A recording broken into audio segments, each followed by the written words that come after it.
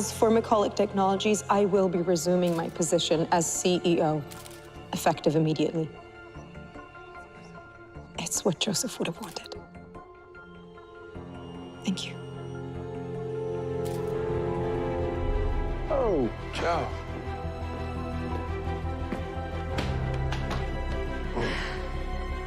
How are you here?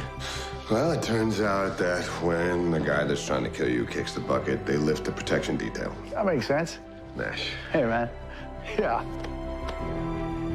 Hey. And just in time. Team needs you now more than ever. Well, let's go save some people we love.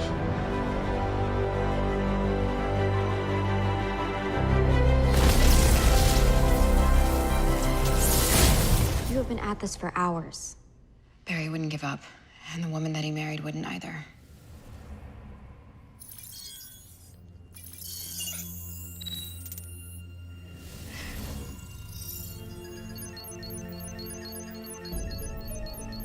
I found him. David's at Central City Hospital. I can't believe I just did that. Holy frack, Iris, you can control this place. Iris? Iris, stay with me.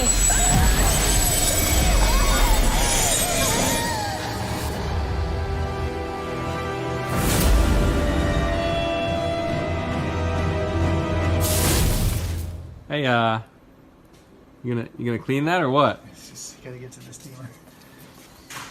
Any day now. Any day now. This is stupid. I don't get paid. Come on, Cinderella, scrub like you mean I don't it. get paid enough. Okay, I'm gonna do one.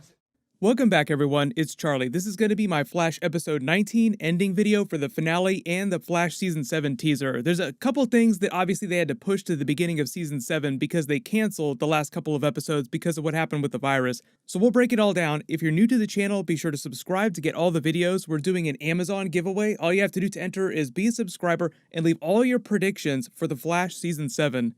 So we'll just number these as we go along. I'll start with the original stuff that they had planned to do for the finale, like that funny clip of Reverse Flash. There was a big Reverse Flash moment that they were going to end on, according to Grant Gustin. And if you've seen the last couple of big Flash videos that I've done, it's all about his negative Speed Force energy just dissipating into the atmosphere and waiting for another body to find to inhabit, then take over so that he can manifest again in the physical world. Most of us believe that was going to lead up to a Red Death teaser, because the whole idea of the fusion speedster, we're talking about Dragon Ball tropes here, talking about Gogeta versions of the Flash.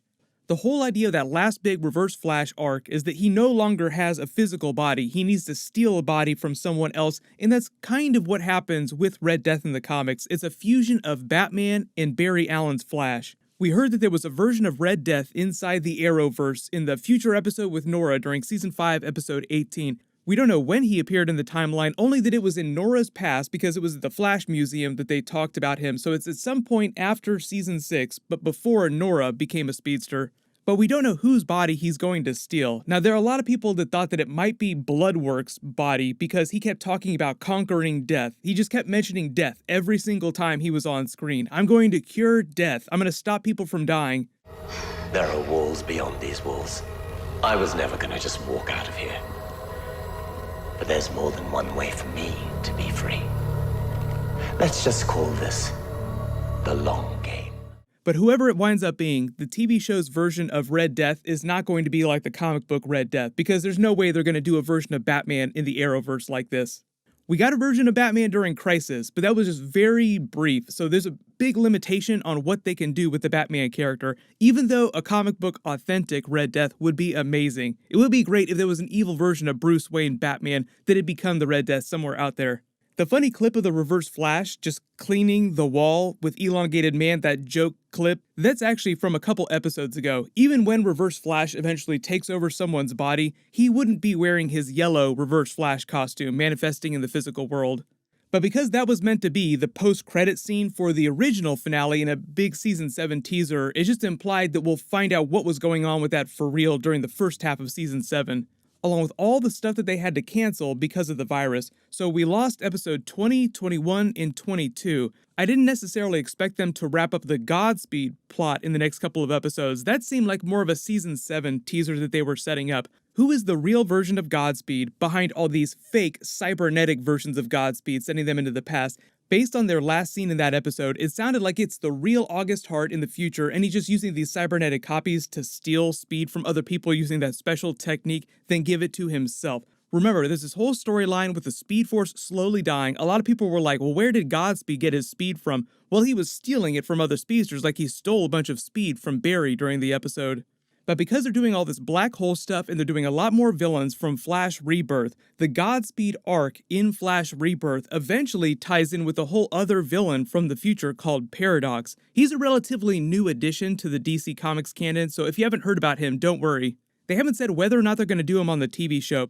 He has a strong link to the origin story of the Barry Allen Flash, but his powers basically give him a connection to the Speed Force and the Time Stream, so they could also wind up doing Paradox in the future too, and he could be another big villain behind Godspeed. But right now they're still building up to the real version of Godspeed, so they would do that first before they do the Paradox character. Then there's the big teaser about Barry trying to create the artificial Speed Force with Cisco using the perpetual motion device. That's why he left in last week's episode, and the reason why he wasn't in the finale, because he's still in Atlantis getting the last piece that he needs to build that perpetual motion device. We don't know what's going on with Aquaman on Earth Prime, but because we have a version of Superman, we've had a version of Batman on the show, we've had Themyscira, Atlantis is just the next step in building up to more big Justice League characters inside the Arrowverse. But because of Jason Momoa's Aquaman movie franchise, they're probably not going to be doing quite as much Aquaman stuff on the TV shows. The only reason why they're able to get away with so much Superman in the Superman TV show is because they weren't in the middle of developing another Henry Cavill Superman movie when all this stuff was going on, even though there is talk about them doing more Superman in the movies really soon. So in terms of Aquaman on the TV shows, my expectation right now is that they'll just tease the idea of Atlantis, then we'll find out about an Arthur Curry Aquaman in the background, then eventually in some future season of maybe the Superman TV show, we'll see that actual version of Aquaman show up. If you're not going to do an actual Aquaman on the Flash TV show, then the Superman TV show would be the logical place to put him.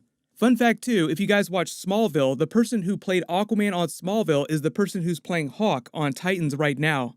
The only other real big Justice League character that they haven't done yet in any kind of way is actually the Wonder Woman character, and that's just because Gal Gadot's Wonder Woman franchise is still blowing it up so big. When that starts to cool off a little bit, then you'll probably start seeing Wonder Woman stuff happening on the Superman TV show. But the other big Flash Season 7 teasers that they leave off in episode 19 are Mirror Master getting her comic book Mirror Master suit to help her retain cohesion in the real world. She's still got that weird nervous tick where she scratches herself that she developed in the Mirrorverse. She's taken control of Macolic Tech, which also gives her control of all the Black Hole and their assets, weapons, the metahumans that Carver had been using, like she was controlling all their versions of the Rogues in that final big boss fight. Then there's that final scene of Iris, Camilla, and Singh still stuck inside the mirror dimension, which apparently Iris can control now or interact with in some more advanced way as a result of prolonged exposure, and now they'll have to get her out in the beginning of Season 7. Originally, my assumption is they would have taken care of this in episode 22, and that's when they would have gotten rid of this version of Mirror Master. Most of these weird Matrix-like abilities that it seems like she developed inside the mirror dimension would be useless in the real world, so part of the reason why I think they gave her these random abilities is to foreshadow a showdown with Mirror Master inside the mirror dimension, and they want to have the Iris character be a more active participant in stopping her at the end of this Mirror Master arc, which now is going to be in the first couple of episodes of Season 7. But the other big thing that they leave on is the Sue Dibney twist, where Mirror Master frames her for the death of Joseph Carver, which is why she can't go home. If you didn't see the news, they actually upgraded the actress who plays Sue Dibney to a series regular for Season 7. I think that's just to give her more scenes with Elongated Man, and they're going to eventually get them together as a couple somewhere around the middle of Season 7, maybe the back half of Season 7. But what's going to happen next week is the Stargirl TV show is going to take the Flash's time slot. So Stargirl episode 1 will drop next week. I will do a video for that explaining what's going on with the Justice Society, because it's going to be a different version of the Justice Society in those characters. Like they have a Jay Garrick Flash, but it's not the John Wesley ship Jay Garrick Flash. The CW also bought the broadcast rights to the Swamp Thing TV show from the DC Universe, but they're not doing a Season 2. They're just going to rebroadcast all the episodes from Season 1. So if you've already seen all the Swamp Thing episodes, it won't be anything new for you. Everyone, post all your reactions or your big questions about The Flash Season 7 in the comments. What'll happen is I'll name a giveaway winner when I post my next DC video. So everyone, click here for my new Wonder Woman 3 movie video and learn about the new Man of Steel movie that they're working on, and click here for my brand new Mandalorian Season 2 video. Thank you so much for watching. Everyone stay safe. I'll see you guys tonight.